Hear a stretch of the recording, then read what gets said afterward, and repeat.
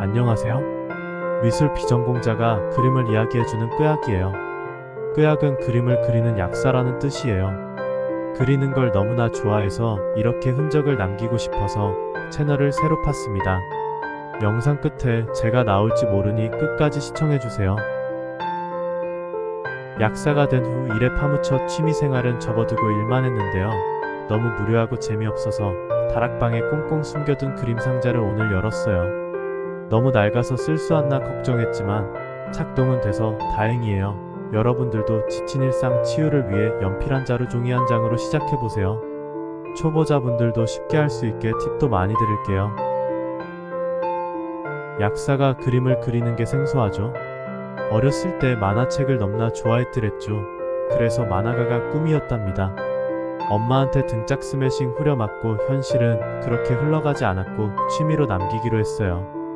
국민학교 아니 초등학교 때 그림상도 몇 개 받고 그 뒤로 그릴 일이 없어서 다락방에 고이고이 포장했더랬죠. 평생을 안 열어보다가 아주 가끔씩 연필을 잡고 종이에 쓱쓱 또 아주 가끔 쓱쓱 오늘은 활짝 열었어요. 약사가 약이나 짓지 왜 그림을 그리냐고 물어보신다면 약 짓는 것보다 그림 그리는 것이 훨씬 더 재밌다고 말씀드릴 수 있어요. 약국을 하지 않았다면 미술학원을 했을 것 같아요. 지금 열심히 그리는 배우는 김태희님이에요. 너무나 예쁘죠? 제 예전 여자친구예요. 물론 상상 속에서요. 그림을 그릴 때 눈 먼저 그리면 구도 잡기가 더 편하답니다. 얼굴을 설명할 때 눈, 코, 입이라고 하지 코, 눈, 입이라고 안 하잖아요. 눈을 먼저 그리기 전에 대상이 한가운데 오게끔 구도를 잡는 게 좋아요. 아웃라인이 잡히면 안정감 있는 그림이 됩니다. 인생도 아웃라인을 잡고 열심히 노력하면 비슷하게 예상했던 대로 될 확률이 커집니다. 물론 대부분 그러지 못하더라도 후회가 덜 되고 보람을 느끼게 됩니다.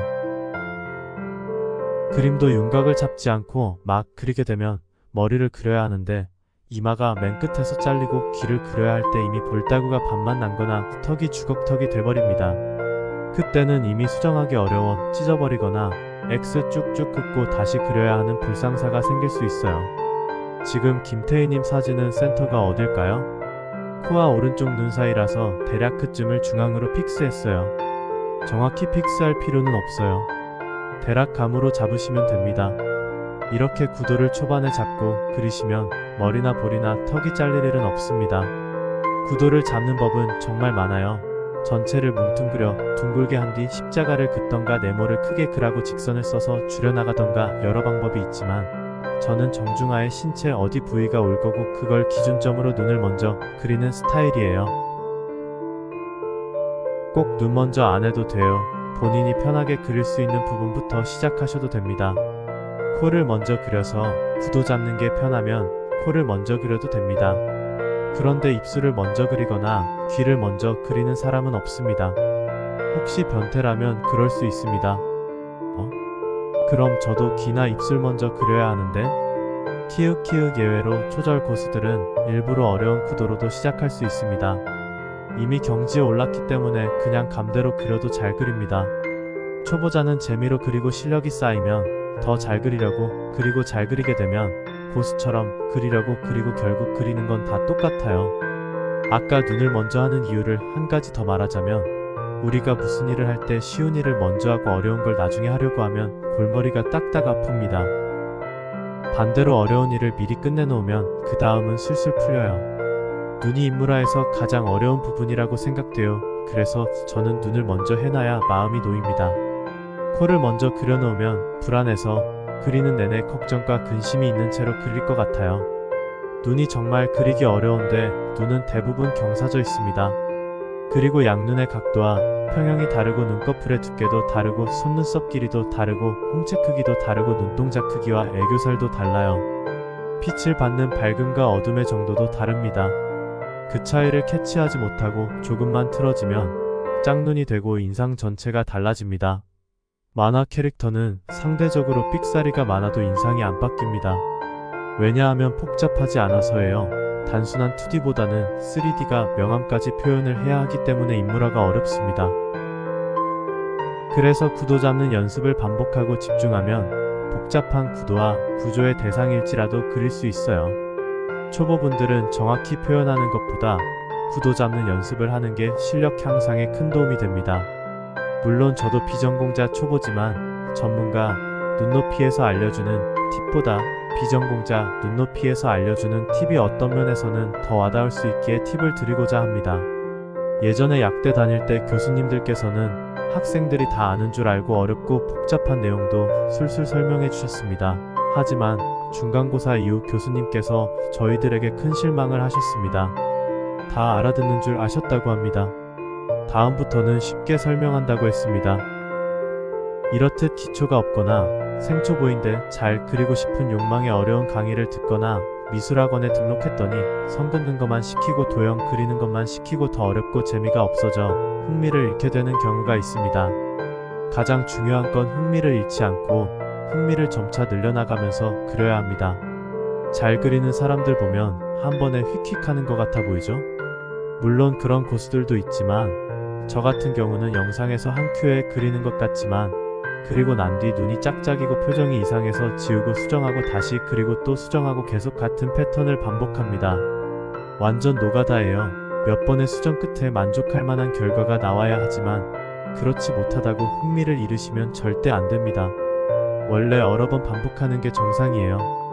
만족이란 게 사람마다 현저히 달라서 수정만 하다가 마무리하지 못하고 X를 긋거나 구겨져 찢어버리는 사람도 있습니다. 저도 그런 적 많이 있었어요. 처음부터 만족할 수 없습니다. 눈을 좀 낮춰서 연습하다 보면 만족의 척도가 변하게 됩니다. 결과가 중요합니다. 하지만 과정은 더 중요합니다. 물론 결과가 잘 나와야 뿌듯하겠지만 과정이 선행되어야 결과가 나오기 때문에 조급해할 필요가 전혀 없습니다.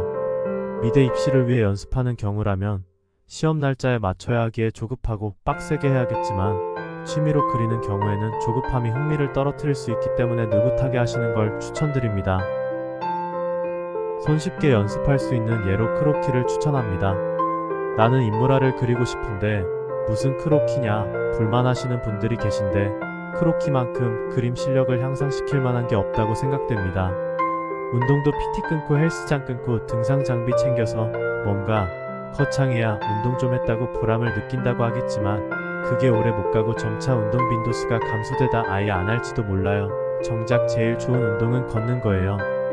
제일 돈 안 들이고 작은 노력으로 온몸을 활성화시키고 건강 증진에 탁월합니다. 그리고 부담 없이 할 수 있기에 타 운동에 비해 포기하는 일이 거의 없어요. 걷기를 깔보고 뜀박질 먼저 하려고 하면 몸에 무리가 옵니다. 마찬가지로 크로키가 미술의 기초이고 기본이라고 할 수 있는데요. 자주 대상을 빠르게 그리다 보면 관찰력이 상승하고 눈이 예리해집니다. 그리고 대상을 바라보는 시각이 넓어져서 묘사하기 위한 디테일이 형성되기 시작합니다. 선을 쭉쭉 긋는 감도 생기고 힘 조절에 대한 감도 생겨요. 볼펜도 좋고 연필도 좋고 샤프도 좋아요. 좋아하는 만화 캐릭터도 좋아요. 짱구도 좋고 명탐정 코난도 좋고 손오공도 좋아요. 정 그릴 게 없다면 왼손을 한번 보실래요? 삿대질도 해보고 오케이도 해보고 약속해줘도 해보고 가위바위보도 해보고 그 중에서 그려보고 싶은 모션을 그려보세요. 쉬워 보이죠? 손 그리기 정말 어렵습니다. 한 개를 자세히 오랫동안 붙들고 그리는 것보다 같은 시간이라면 여러 개를 그리는 게 좋아요. 물론 상황에 따라서 한 작품을 자세히 오랫동안 그려야 좋은 것도 있겠지만 비기너분들은 다작에 초점을 맞춰서 많이 그러시는 걸 추천드립니다. 제가 경험했던 내용들이라서 자신있게 추천드릴 수 있어요. 제가 요새 할 게 없어 게임만 하는데 스트그래프트 아시나요? 와이프한테 혼나고 딸내미 눈치도 보여요. 그렇다고 책을 너무 싫어해서 고상하게 책을 읽을 수도 없고 그림을 그리니까 와이프 잔소리가 없어졌습니다. 제가 끄약한다고 했더니 요새는 퇴근하고 오면 끄약은 잘하고 왔냐고 물어보네요. 대수롭지 않게 물어보니 기분이 묘합니다. 저는 나름 열심히 하려고 시작했는데 와이프랑 딸내미는 게임 안 하는 모습을 보는 것만으로도 만족하나봐요. 키읔키읔 허리 디스크가 있어서 활동적인 운동은 못하고 걷기가 최고의 운동이라 저의 최애 운동이 워킹이라서 아까 걷기에 대한 극찬을 한 거였어요. 첫 영상을 올릴 생각하니 두근두근하네요. 뭐든지 처음이 설레이고 뭉클하잖아요. 이제 곧 있으면 저도 영상에 잠깐 나올지 모르는데 부끄럽네요. 제 목소리를 넣으면 편집 시간도 훨씬 짧고 영상을 쉽게 만들 수가 있는데 민망하고 제 목소리가 어색하기도 해서 이렇게 AI의 힘을 빌리게 되었는데요. 엄청 손이 많이 가고 빡세네요. 키읔키읔. 그래도 대안이 있다라는 거에 큰 안도를 합니다. 뭐든 원하는 바가 안 될 수 있기에 플랜 B를 가지려는 습관은 좋은 것 같아요. 저의 플래너는 유튜브로 알려져서 화가분들과 친목을 갖게 되어 그림에 대한 정보 공유와 노하우를 배우고 싶어요. 기회가 되어 갤러리도 열게 되면 행복할 것 같습니다. 플랜 B는 포트폴리오처럼 심심할 때마다 꺼내볼 수 있는 앨범을 개타겠노라 하는 마인드로 시작했습니다. 오늘 영상은 끄약을 만든 이유와 끄약을 알리고 싶어서 주저리했고요. 다음 영상에서 멋진 그림 가지고 다시 찾아뵙겠습니다. 하나 둘 셋 세주세요. 다 세셨어요? 다시 한번 세주세요. 1부터 10까지 세보세요.